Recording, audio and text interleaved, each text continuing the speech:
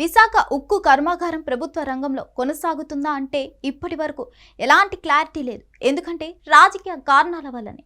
కూటమి పెద్దలైతే తమ క్రెడిట్ ఖాతాలో విశాఖ స్టీల్ ప్లాంట్ని వేసుకుంటారు.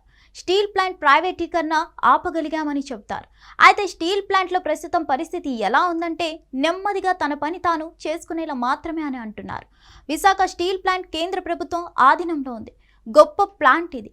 పైగా సీ షోర్ వద్ద ఉన్న ఏకైక ప్లాంట్. దీనివల్ల జల రవాణాతో కారు చౌకగా ఉత్పత్తులను ఎగుమతులు చేసే సదుపాయం ఉంది. అయితే ఈ పక్కనే మిట్టల్ ప్లాంట్ని తెస్తున్నారు.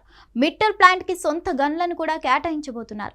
అన్ని రకాలైన వనరులు సమకూర్చబోతున్నారు.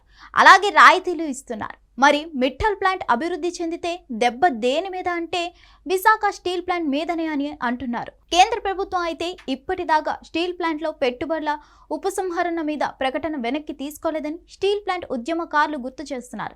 దానికి సరైన ఉదాహరణగా కేంద్రం కూడా ఒక క్లారిటీ అయితే ఇచ్చేసినట్లుగానే ఉంది. మరి విశాఖ స్టీల్ ప్లాంట్లో పెట్టుబడుల ఉపసంహరణ విషయంలో వెనక్కి తగ్గేది లేదని కేంద్రం ప్రకటించింది.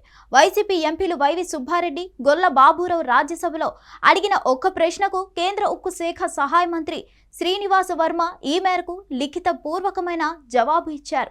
ఇప్పటికీ 5 ఏళ్ల క్రితం కేంద్ర కేబినెట్ విశాఖ ఉక్కులో పెట్టుబడులను 100% ఉపసంహరించుకోవాలని నిర్ణయించింది.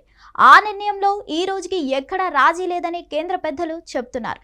అసలు ఆ ప్రకటనను రద్దు చేసుకున్నామని కూడా ఎక్కడ ఇంతవరకు చెప్పలేదు. అదే విషయాన్ని కేంద్ర సహాయ మంత్రి కూడా చెప్పారని అంటున్నారు.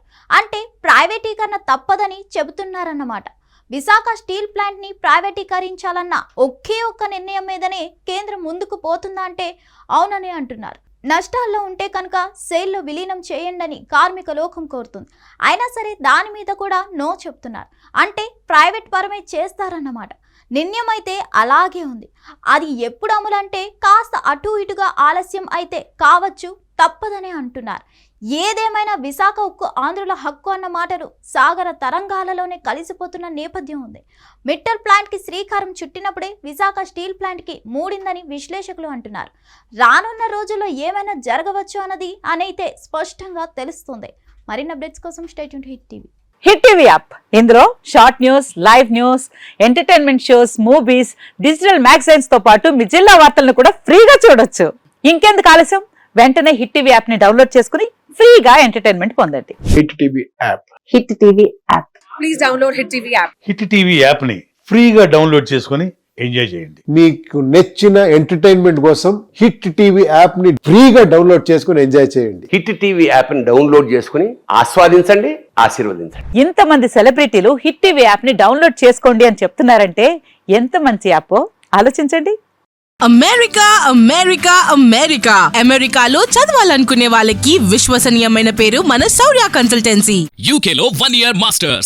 UK లో 1 year masters. 2 years work permit up to 5 years visa. Contact Shaurya Consultancy. Contact 89851 89851.